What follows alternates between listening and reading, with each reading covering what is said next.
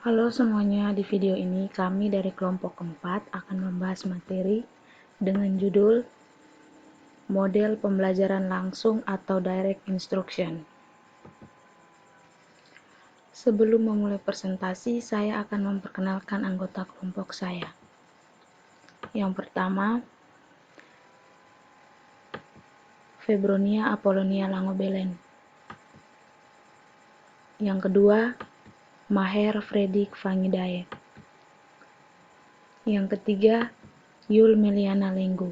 Kami adalah mahasiswa semester 3 Program Studi Pendidikan Matematika Universitas Nusa Cendana. Pada materi ini, kita akan membahas yang pertama, pengertian model pembelajaran langsung. Yang kedua, karakteristik model pembelajaran langsung. Yang ketiga, sintak model pembelajaran langsung. Yang keempat, kelebihan. Yang kelima, kekurangan. Apa itu model pembelajaran langsung atau direct instruction? Model pembelajaran langsung adalah suatu pendekatan mengajar yang dapat membantu siswa dalam mempelajari keterampilan dasar dan memperoleh informasi yang dapat diajarkan selangkah demi selangkah. Tujuan utama dari model pembelajaran ini adalah memaksimalkan waktu belajar siswa. Macam-macam teori yang melandasi direct instruction atau model pembelajaran langsung. Teori pembelajaran perilaku. Skinner, salah seorang tokoh yang sangat berperan dalam teori pembelajaran perilaku yang telah mempelajari hubungan antara tingkah laku dan konsekuensinya, mengemukakan bahwa belajar merupakan perubahan perilaku. Prinsip paling penting dari teori belajar perilaku adalah bahwa perilaku berubah sesuai dengan konsekuensi-konsekuensi langsung dari perilaku tersebut.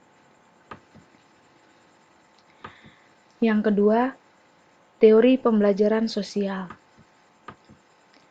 Teori pembelajaran sosial menerapkan prinsip-prinsip pembelajaran perilaku dan penekanannya pada proses mental internal. Pada teori belajar ini, manusia belajar melalui pengamatan secara selektif dan mengingat tingkah laku orang lain, sehingga inti dari teori ini adalah pemodelan yang merupakan salah satu langkah penting dalam direct instruction. Karakteristik dari model pembelajaran langsung. Yang pertama, fokus akademik. Fokus akademik diartikan sebagai prioritas pemilihan tugas-tugas yang harus dilakukan siswa. Yang kedua, arahan dan kontrol guru. Arahan dan kontrol guru terjadi ketika guru memilih tugas-tugas siswa dan melaksanakan pembelajaran, berperan sebagai sumber belajar selama pembelajaran, dan meminimalisirkan kegiatan non-akademik di antara siswa. Sistem manajemen waktu. Sistem manajemen waktu yaitu memaksimalkan waktu belajar siswa. Dalam hal ini, perilaku guru yang berhubungan langsung dengan waktu siswa dan rating kesuksesan untuk kemajuan prestasi siswa. Atmosfer akademik yang cukup netral. Lingkungan instruksi langsung, tempat di mana pembelajaran menjadi fokus utama dari tempat siswa terlibat dalam tugas-tugas akademik dalam waktu tertentu dan mencapai kesuksesan yang tinggi. Selanjutnya, sintak model pembelajaran langsung. Yang pertama, menyampaikan tujuan dan mempersiapkan siswa. Yang kedua, mempresentasikan dan mendemonstrasikan pengetahuan atau keterampilan. Yang ketiga, membimbing pelatihan. Yang keempat, mencek pemahaman dan umpan balik. Dan yang kelima, memberi kesempatan pelatihan lanjutan dan penerapan.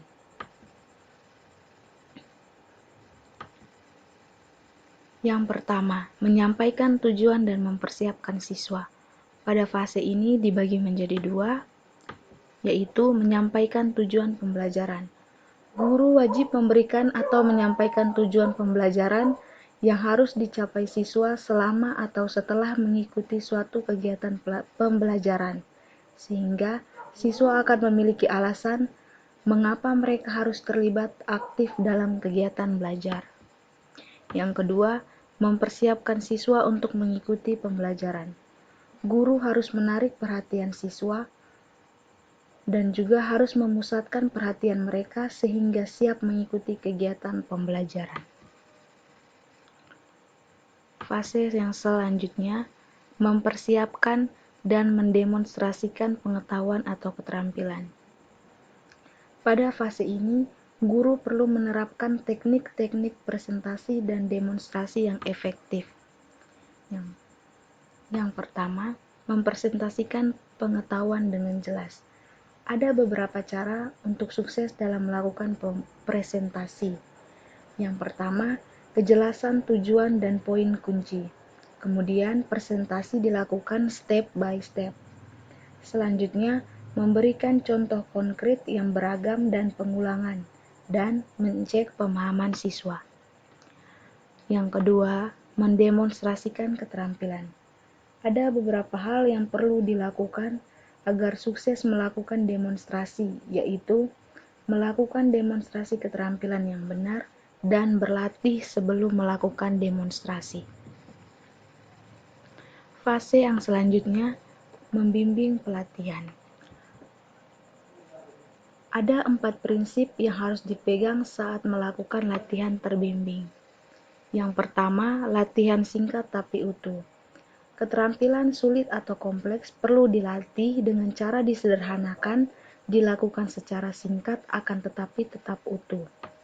Yang kedua, keterampilan harus benar-benar dikuasai. Pada suatu keterampilan, selalu terdapat sub-keterampilan prasyarat.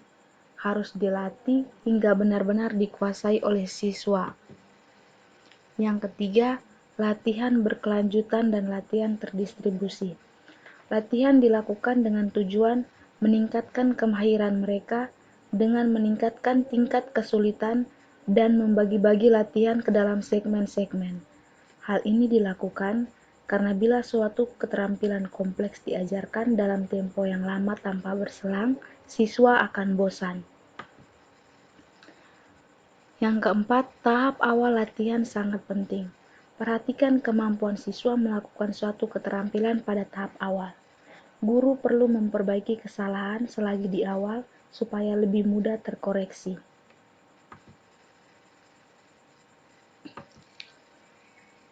Fase selanjutnya, mencek pemahaman dan umpan balik. Fase ini ditandai dengan guru mengajukan pertanyaan kepada siswa dan siswa memberi jawaban yang mereka yakini benar. Fase yang terakhir, memberi kesempatan pelatihan lanjutan dan penerapan.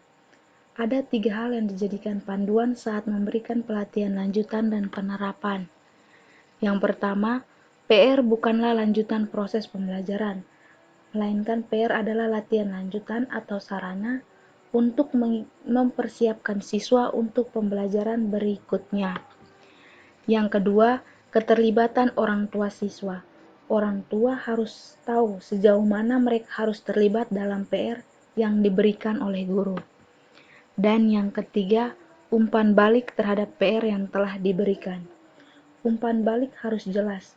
Guru tidak hanya sekedar mencek apakah siswa mengerjakan PR, tetapi juga harus menelaah di mana kelebihan siswa dan kekurangan yang masih dimiliki siswa. Selanjutnya kita masuk pada kelebihan dari model pembelajaran langsung. Yang pertama, guru kendali isi materi dan informasi. Yang kedua, penekanan poin-poin penting. Yang ketiga, informasi banyak dalam waktu singkat. Yang keempat, efektif dalam kelas besar atau kecil. Yang kelima, efektif untuk mengajarkan pengetahuan eksplisit pada siswa berprestasi rendah. Kelebihan selanjutnya, memberikan tantangan memikirkan kesenjangan teori dan kenyataan. Yang kemudian menyampaikan pengetahuan yang tidak tersedia langsung untuk siswa. Dan yang terakhir, guru dapat terus merefleksi dan memperbaiki diri. Terakhir, kita masuk pada kelemahan dari model pembelajaran langsung. Kelemahan yang pertama, tidak semua siswa terampil mendengarkan, mengamati, dan mencatat. Sehingga, jika guru tidak siap, siswa akan bosan. Dan apabila materi kompleks, siswa akan sulit memahami. Yang kedua, banyak perbedaan yang sulit diatasi, seperti tingkat pemahaman dan gaya belajar dari masing-masing siswa. Oleh karena itu, siswa akan kurang mandiri dan rasa ingin tahu tidak berkembang. Dan akhirnya, siswa punya sedikit kesempatan untuk berdebat. Kelemahan selanjutnya, siswa kehilangan rasa tanggung jawab karena banyak diberitahu. Kemudian, siswa sulit untuk mendapatkan umpan balik, siswa bisa salah paham. Dan yang terakhir, banyak siswa bukan pengamat yang baik. Sekian presentasi dari kami. Terima kasih.